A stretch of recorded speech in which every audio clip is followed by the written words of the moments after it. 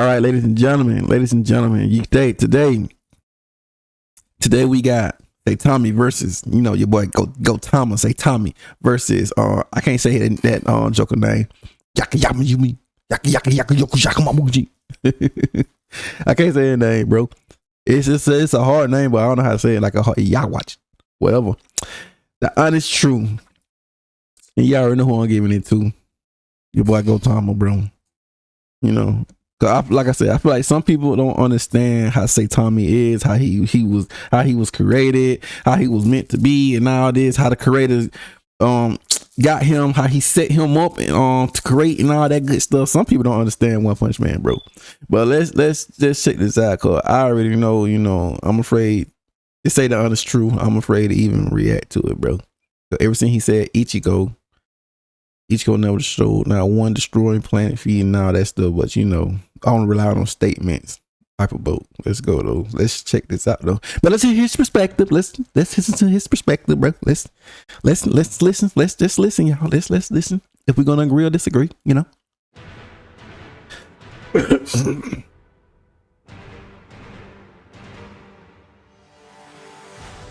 Saitama vs. Yhwach is a topic I teased all the way back in the fall of 2023, and since then, metas and arguments have changed, and as the new cores and chapters released for One Punch Man and Bleach respectively, the power scaling for both of these characters drastically increased. And since people think Yhwach is some unstoppable Chad who can— Yhwach! I said Yaka, you could show some jump. I still gonna forget it. Beat anyone, and that Saitama can beat up Goku with a single punch. What better way than to find out who's the better pound for pound fighter than to put them up against each other? Also, before we start off, depending on whenever I upload this, it is my birthday. However, with that being said, and with happy birthday, without further ado, let's get started. Starting off with the Kate Baldy himself, most of, if not all, Big Gag GODGOTHAM, let's get it, baby. Of Saitama's general scaling comes from his fight with a character known as Garou. Garou is an elite martial artist who, on his quest for power, attains power from a being known as God, the presumed strongest man in the universe, like his title and name may imply, and someone whom Saitama will eventually have to face off in the possibly near future. With this newfound power from God, Garou goes from being relative to a character known as Bang and his teacher to needing to be transported into outer space in fear of the entire planet he and Saitama were standing on being destroyed. During Saitama and Garou's fight, it is said that Saitama would be so emotional over the death of a character known as Genos that Saitama's power would grow exponentially. Wait, what? Emotional over the death of a character known as Genos. It was never stated due to the death of Geno, bro. I don't know why people be, I don't know why people be keep thinking this the whole reason why Saitama keep growing. Someone need to show me where this status saying during the death of Geno, bro. I really need someone really needs to show me, cause people, like I said, people gonna put they putting stuff to fit their narrative. That's all this is, bro. I already know he finna put some stuff that's to fit his narrative. But let's go. Let's go. I'm afraid to look at it now. That Saitama's power would grow exponentially. Keep in mind, prior to this statement, Saitama and Garou were able to push entire stars and solar systems out of home. Like I said, yo, it's his now, bro. You know what I'm saying? But bro saying push, God, dog, that's crazy. Destroyed. I think back then I had said push, but I believe, yo, after looking at it, yeah, that shit was destroyed, bro. Well, this is his perspective, bro. Let's just check it. It's supposed to be the honest truth. So, oh Lord. Orbit. This feat is a bit contentious, with readers of the manga claiming that Saitama and Garou destroyed the stars or extinguished their heat or light, but either interpretation is still contentious, so I'll leave it up to your interpretation on whether or not you think Saitama and Garou were able to do this. Moving on. Star galaxies and other things. But it's your interpretation though, bro. Saitama would grow exponentially stronger from this point on, fighting Garou to the point where Garou would no longer be able to adapt. Keep in mind, Garou is said to have limitless or infinite potential and is then able to copy and even tank Saitama's serious punches and attacks, while Saitama is amped exponentially and still loses the exchange.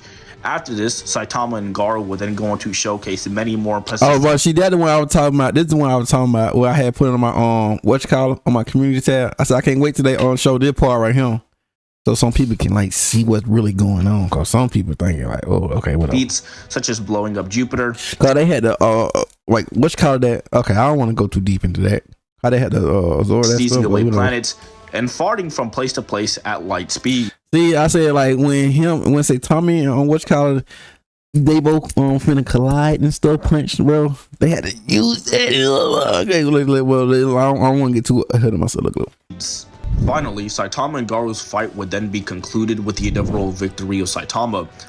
Oh yeah, I forget Saitama can copy and master tech. What is it? Copy and master. What is it? Saitama and Garou's fight would then be concluded with the. I believe you can't attain God's power without borrowing it from God. You see, man, God. I mean, Saitama can like literally copy your moves and use it against you. Let's go. Victory of Saitama, with Saitama using Garou's own power, at least momentarily, to travel back in time and beat up Garou with one punch, which is of course that was 0 punch. Very fitting, establishing Saitama as the most powerful character. That was 0 punch, bro. He went back in time and defeated him with 0 punch, not 1 but 0 punch, bro. Come on, bro. You want to do this? Fit your narrative, bro. In the verse, giving Saitama multi-solar to galactic levels of AP in just one fight. Within this very fight, a character known as God would be implied to exist and would even be talked more about by a character known as Blast, which I'll get into. Blast is the #1 hero at the Hero Association and ranks at the very top of all of the heroes known, including Saitama, at least in terms of status. However, recently, in chapter 195 of the manga, Garou, but more specifically, the figure known as God's power, which Garou used to fight Saitama, would get elaborated upon by Blast. Blast states that this power of God can be used to defy and ignore. Oh, bro, I was just saying, like, bro, I believe Garou probably like fourth. I did say he like fourth to 5 dimension. I believe cosmic Garou, because this dude like is a higher dimension. And then Whatchcaller got to be fourth, but then I feel like he could be 4 to 5, and I feel like Empty Void could be like 5 to probably, I don't know, probably 5 to 6 or some shit, 5, 6 or 7, 8. It's one of them. I'm looking a little too deep. Or dimensions, distance, energy, and size due to the geographical dimensions of where God is located. However, to what extent a person can defy these things is all contingent on the prior physical capabilities of the person, which is the reason why Garou was so strong to begin with. And because Murata in 1 used a mathematical example of what a 4th dimensional spatial axis will look like as an example of this higher dimension God resides in, and the ability is able to defy, from here you'll get things like Saitama is 4D, or Saitama is universal, and that is simply not the case. As I said, I believe Cosmic Garou is 4D, bro. Cosmic Garou 4D, bro. The power is not only granted to you from God, but it is only as strong as you are. Since Saitama has no direct correlation to God in terms of AP or linear scaling because of the vagueness of the character known as God himself, Saitama, by extension, cannot be 4D. That, and because the ability by default is a Hex, which cannot correlate to Saitama's own AP. When it comes to speed, as I said in past videos, Saitama caps at merely the speed of light, but with the recent chapter of One Punch Man, that would be suggested otherwise, with characters like Speed of Sound Sonic being. Wait, he just says he speed as. Yeah, but recent chapter when it comes to speed, as I said in past videos, Saitama caps at merely the speed of light, but with the. He said Saitama capped at the speed of light. That's like literally you putting a limit on him though. When someone is literally remove his limiter, bro.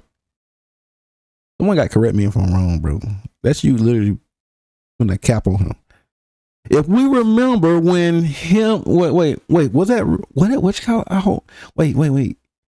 Oh, I can't remember, man. Way back, y'all remember when Saitama and Flash Flash they were finna go at it. And what you say? If you can touch me, or a little touch or whatever on me, or something, Saitama went right there, and then a blink of an eye, bam! Come on, man, it's crazy. He wasn't even trying. Crazy speed. recent chapter of One Punch Man, that would be suggested otherwise, with characters like Speed of Sound Sonic being able to keep up with Flashy Flash, a character who is known for moving at the speed of light, and this is consistent as is shown in the flashback that Speed of Sound Sonic and Flashy Flash did train together as teens and adolescents, and that throughout the years, while Flashy Flash may have surpassed Sonic, it wasn't to the point where Sonic couldn't keep up, with Flash even acknowledging that he would have died against a person being corrupted by being known as the Great One if it wasn't for Sonic. And by this point, I'm sure I don't have to tell you that Saitama far exceeds these capabilities, with Sonic even noting this, and Saitama may have even that fart. Yeah, that fart was crazy speed. Surpassed Flash's top speed by farting in space. And I'm not even joking. Saitama by default should have to move faster given the fact that he's in space, going from planet to planet and moving light distances away than Flash. And I forgot, Cosmic Garu punched Saitama. Oh, like he punched him to the sun. Y'all remember when he when he didn't want to fight no more, he looked at the sun. So apparently he said the sun. That's it. I guess they gave him an idea. Punched him over there with the sun at. Nigga came right back. Come on, bro. Flash moving at best a few hundred miles at the speed of light. And well, since we're on the topic, I might as well address this now. Saitama is by no means a gag character.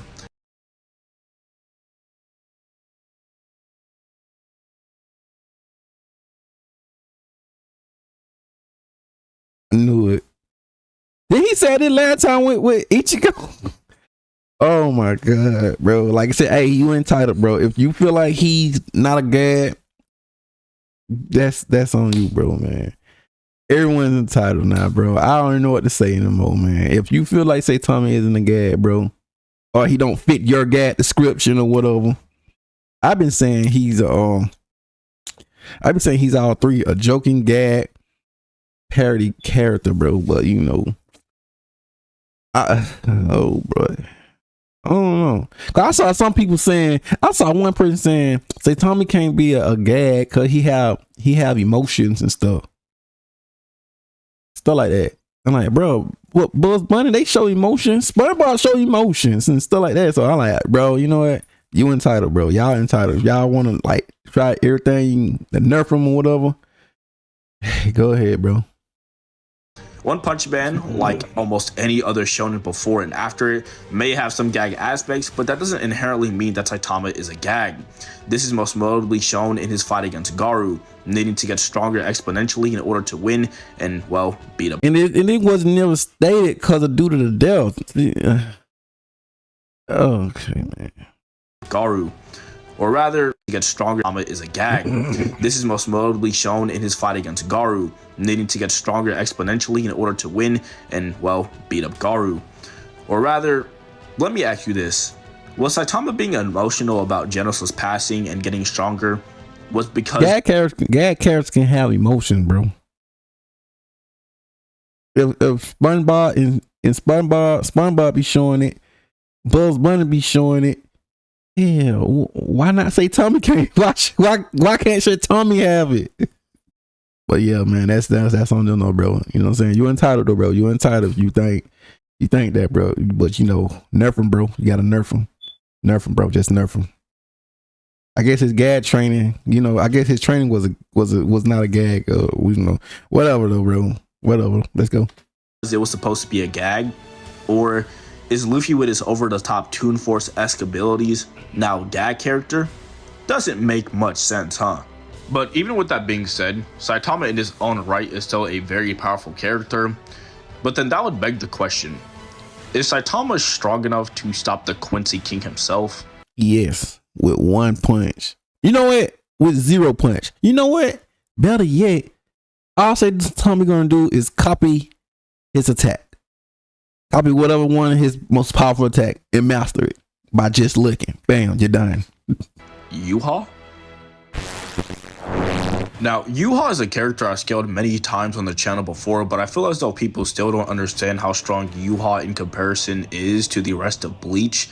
And what? Say that again?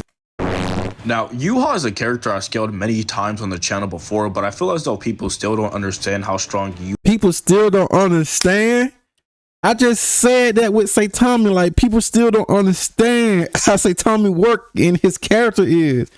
Dang, this crazy, bro. This crazy. But you know, this supposed to be your honest truth, though. This supposed to be his honest truth. But let's. Oh God, let me hear that one more time. Character I scaled many times on the channel before, but I feel as though people still don't understand how strong Yhwach in comparison is to the rest of Bleach and even others such as Naruto. Or oh, sorry, I gotta hear that one more time. Scaled many times on the channel before, but I feel as though people still don't understand how strong Yhwach in comparison is to the rest of Bleach and even others such as Naruto or even Dragon Ball, with many either winking or overhyping him or blatantly being disingenuous, saying Yhwach is only multi-planetary at best and, well, downplaying him. Bro, people be downplaying Saitama, man. Come on, bro, you just downplay Saitama. Yhwach is a character from the moment he's introduced was portrayed to be the final and main antagonist of the entirety of Bleach's story. During Yhwach's first official fight, he would fight against a character known as Ichibei Hyosube with his eyes closed, which is important, so please keep that in mind. Ichibei your boyfriend going in detail with that, but couldn't go in detail with Saitama though. But let's go. Not only the progenitor of the Zanpakuto, but is set to surpass the entirety of the Gote 13 with his own squad, known as Squad Zero, which Ichibei should have the majority of power in.